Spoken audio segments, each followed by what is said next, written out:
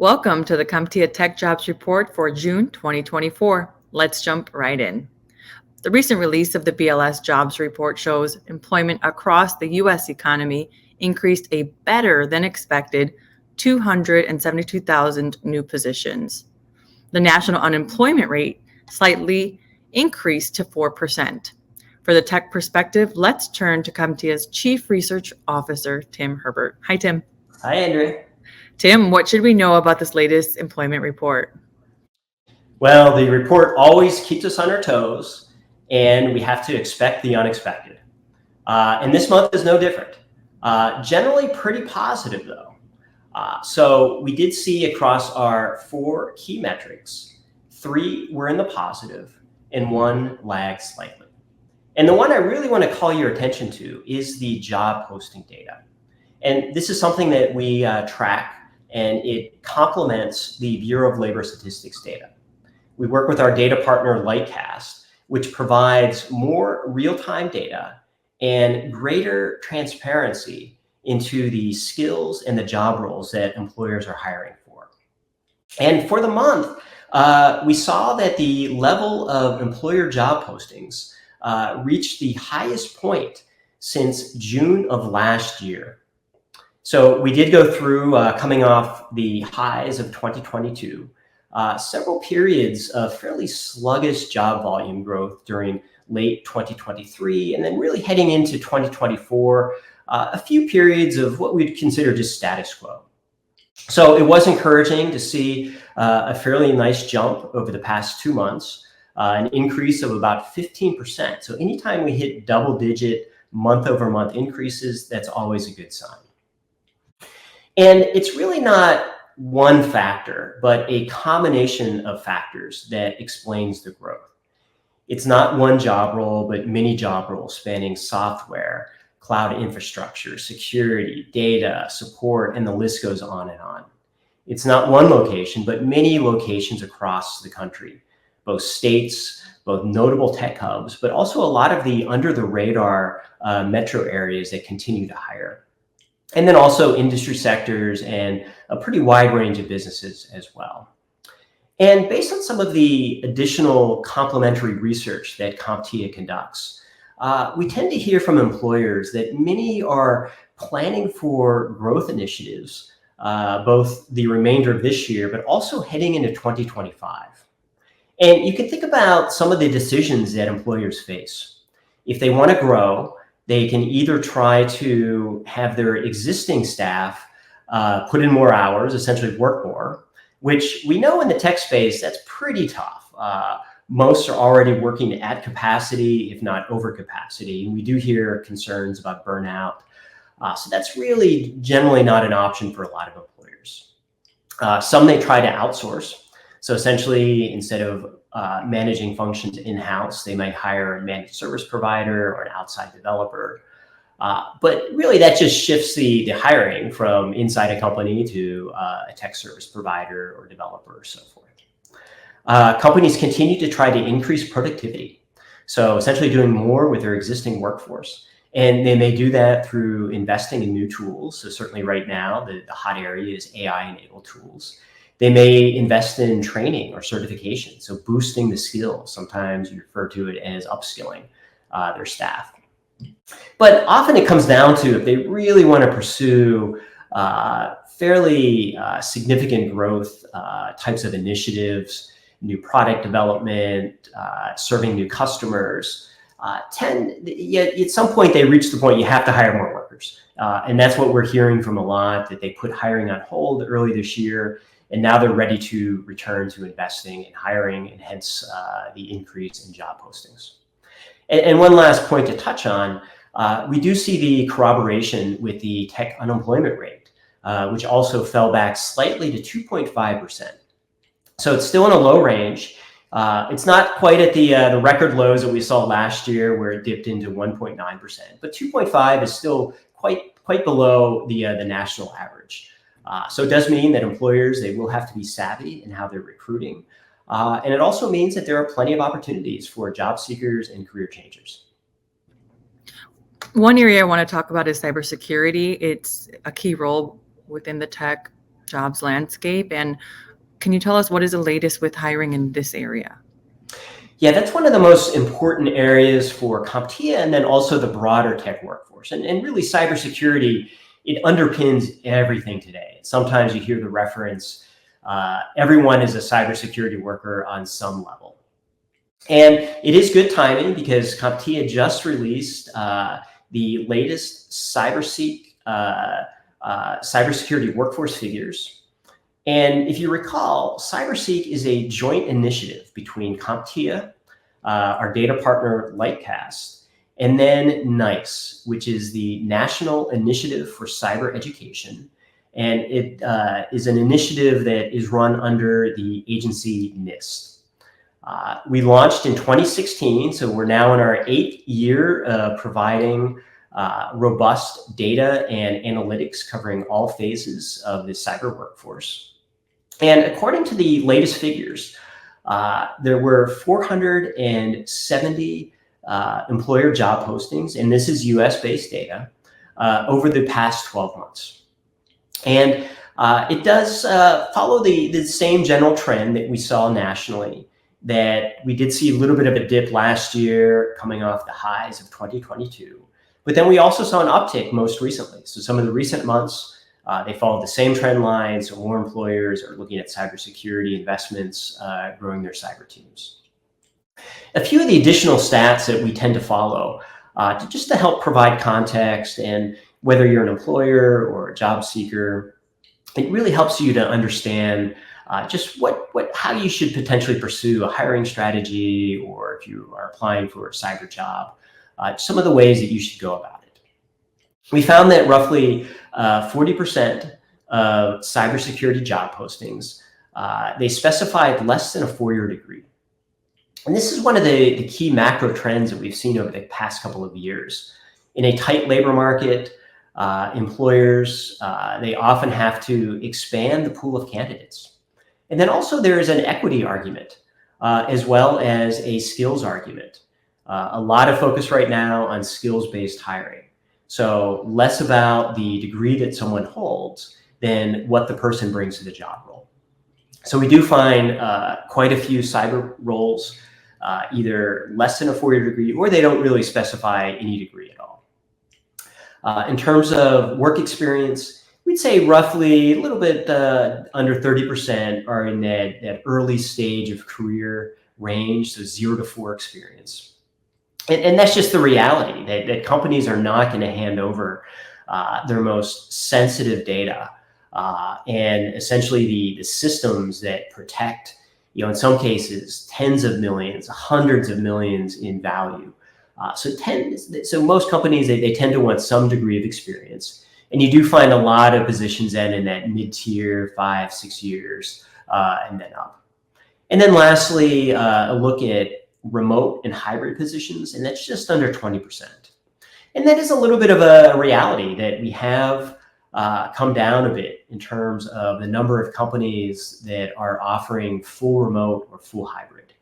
A lot of times, though, it is part of the negotiation, where companies during the hiring process, they may specify that it's 1 day in the office per week or 2 days, or at least you have to be in the office periodically for team meetings or retreats. But it's a very fluid situation.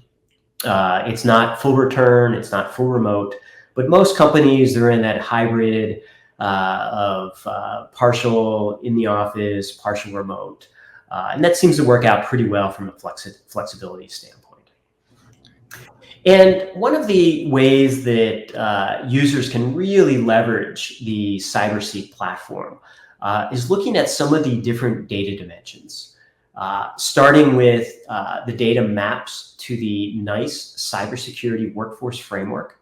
And this is one of the most prevalent taxonomies for providing structure to the cybersecurity workforce. Because there are so many different facets of the skills, the knowledge, the abilities, the NICE framework provides that common language to help organizations in the private sector, public sector, speak about cybersecurity in the same way. So it does provide some insight, and especially for companies, maybe they're in the mid-size or the small size range, and it can be tough. Like, where do you start? There's so much to think about with cybersecurity, but it really helps to break it down into smaller pieces. So that's one of the ways that you can use CyberSeek to understand some of the different components, and then some of the different job roles and the skills. And then the second way is the career pathways. And as I just noted, a lot of companies, they expect a degree of technical experience. And this is an expectation that we often set, that there are a series of what we call feeder roles into cybersecurity.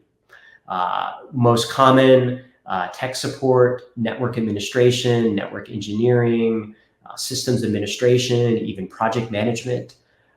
In the area of information assurance, it may be accounting or finance. So there's a wide range of roles that tend to have significant cybersecurity skills requirements. If you work in networking today, that is a significant portion of your job. But usually these are the stepping stones into dedicated cybersecurity roles. And CyberSeek provides a nice mapping to understand some of the different pathways, some of the different options, whether you are either starting or advancing in your career, and then also for employers as well, just to help them understand that you are not going to find the unicorn candidate that can do it all. Typically, you have to think about different job roles, the different skills, and then hire appropriately. Continuing this thread with the specific job roles, what does the data say about data-related positions? Yes, this is a topic that is near and dear to my heart, working in research, something that I think about every day with my teams. So on the data front, this is another category that we have seen growth over the years, just in terms of how companies are prioritizing data in all of its forms and functions. And we saw a similar pattern where we did top the level seen a year ago. So again, we had somewhat of a dip through 2023 and then a slow increase in 2024. So another encouraging sign that employers are ramping up their hiring in the area of data roles. And I should note, this is specific to data occupations. And if we were to expand the lens and think about this in terms of data skills, the number of employer job postings would count in the millions. So in many ways, data is part of digital literacy and digital fluency.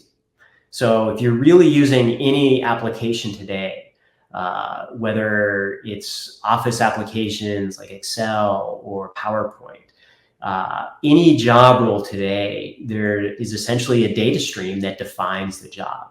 So it's become so foundational to so many different occupations that, again, if we were to look at it on a skills-based perspective, the numbers would be much, much larger.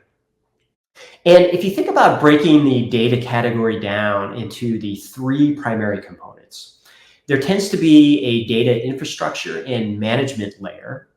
And this is really about how data is collected, how it's processed, how it's stored, how it's manipulated, and how it's secured as well. So this is where you see positions such as data engineers, data center technicians, a lot of the traditional database administrator roles, as well as database architects. But there's a wide range of job roles that fit into this infrastructure category. The second layer is analysis and data mining. And this is where it's really turning raw data into actionable intelligence. And that's where the emphasis is with so many companies, that they have more data often than they know what to do with. So it's getting the data structured in a way that lends itself to analysis. And there's a wide range of roles that fit into this category. Some are a little bit more technical. Some may be more on the research side, so a data scientist. In some cases, it really requires that exploratory mindset. You may not know what you're looking for, but you may have a hypothesis. So a lot of testing, a lot of understanding, and then of course you want to be able to scale it. So it's not a one-off type of analysis, but something you can repeat in essentially real time to ensure that the company, different functional areas have access to the data to make decisions.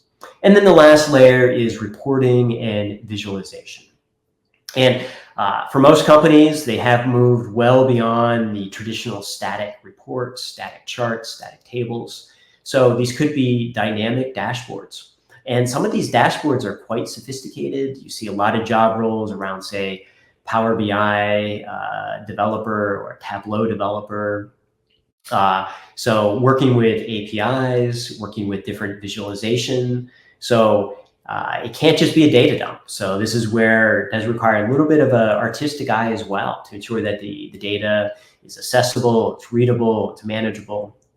And in a small company, it may be one person that's really taking on a lot of these roles. At a large company, it may be very defined, where you have distinct job roles working together as a team. And if you look at the range of different companies hiring, as you would expect, companies across every industry sector manage vast quantities of data, and they have similar needs in how they're using data. So you have examples on the technical side, or the technology industry side, I should say, Amazon, Oracle, consulting with Deloitte, manufacturing with Ford, Apple, finance with JP Morgan, retail with Walmart. And these are really just some of the top names. It's a very long tail of employers. So once you get down to mid-size and small employers, it's really a wide range of companies that are hiring. And that's a good reminder for job seekers that there are certainly opportunities at large companies, but those could also be quite competitive positions. So I would encourage anyone to consider maybe a mid-sized company or a small company, and it may give you an opportunity to work across some of these different layers where you may not necessarily have that opportunity at a large company. So again, a lot of opportunities, a lot of different needs across the data space. And lastly, I want to touch on a topic that is on the minds of many, which is AI. How is AI hiring shaping up? Yes, we would be remiss not to talk about AI. Even though we probably have come off of a peak AI hype a little bit, it's still the dominant topic in the news today. And one of the ways that we track emerging technologies or emerging job roles is the percentage of hiring as it relates to the total tech jobs pie. And the reason we do that, it can sometimes be difficult to put into context just the volume of hiring. And what tends to happen in the early days, there's this expectation that when you're reading about a technology so much in the news, that everyone is hiring, and that there are thousands or hundreds of thousands or even millions of job opportunities. And that is simply not the case. In the early stages of most technologies, usually companies, they're experimenting, they may have pilot projects, but usually they're relying on existing staff that may be acquiring the skills. There usually isn't that many dedicated job roles, and usually the numbers can be quite small. And this was the case with AI. Even up to, say, 18 months ago, the percentage of AI job roles and job roles calling for AI skills was still around 5%. So very niche as it relates to the overall tech jobs pie. And then you did see it start to ramp up towards the end of 2023. Companies started to move beyond some of the pilot projects. They started to establish use cases that provide business value. So they actually wanted to begin to expand their investment. And that's where we saw that big jump heading into Q1 of this year, and then more recently, right around 13%, 12%. And we can probably reasonably assume that this trend will continue. If we look at this data 6 months from now or a year from now, I would not be surprised if it's well over 20%, which is pretty significant in terms of the overall impact. And if you look at some of the different categories, this is very similar to the data category, that AI can be a bit of a black box. So if we just talk about it generically, it can be difficult to understand the specific areas of skills or where employers should be thinking about it or job candidates. So we tend to break it down into five key areas. And in terms of hiring right now, the one that is most active is in the area of data science. So AI is driven by data. Without quality data to train large language models, without data to fine tune, without the appropriate data sets, it's the old garbage in, garbage out. And we've seen plenty of somewhat amusing examples of AI spitting out questionable results. And usually it's because it was trained on inappropriate data. So that's one of the most important areas right now. Another big area is around systems and process automation. So you can think about this as the use cases of AI. And that's where a lot of the focus is. There are notable companies that are developing the large language models, they're developing the algorithms. But for a lot of companies, AI, it's an enabling technology. So they're going to rely on some of the data and some of the infrastructure from others. And they want to be able to apply AI to their specific need, whether it's generating content, whether it's doing something as simple as supporting expense reports or other administrative tasks. So not necessarily glamorous work, but it eats up a lot of time at companies. So something that they're certainly focused on. The next category is security. And in this case, we're using security fairly broadly. So it's securing intellectual property, it's privacy, it's a lot of the discussion around governance right now, around AI bias. So there's a lot of moving parts to understanding the security components. Software development is another area that there's a lot of focus. And AI tends to do very well with structured tasks that are repeatable. So there's a lot of maintenance type of software development that lends itself to AI. And then lastly, architecture. And it's really just designing systems from end to end. And we often say it's less about the AI components, but more about how the AI components fit together. So that's where companies truly differentiate themselves. So it's not just the technology, but it's also the process. It's also how they're providing that user experience. Simply throwing an AI chatbot at the problem usually is not the solution. Most customers are expecting more of a seamless type of experience. And that's where the companies are really starting to, I think, get creative. And they're really starting to understand where AI works well, but then where AI is really supporting human effort and human expertise. And it's never going to be one or the other for most parts. It's going to be somewhere in between. And that's a whole nother discussion. We'll leave that for another day in terms of the impact of AI on job roles. And certainly there's been no end of some of the sky is falling type of headlines. I think CompTIA and many others, we take a more measured approach that AI will often support many job roles. It will certainly change some. But nowhere near the dire forecast that we're seeing right now. So with that, hopefully this was a helpful spotlight on 3 key job roles that we see in the hiring data. And I would encourage anyone looking for more detail to dig into the CompTIA Tech Jobs Report. Thank you, Tim. As always, this is a good place to wrap up this month's report, and we appreciate your insight. Great, thank you. And viewers, thank you for tuning in. We will meet you back here for next month's CompTIA's Tech Jobs Report.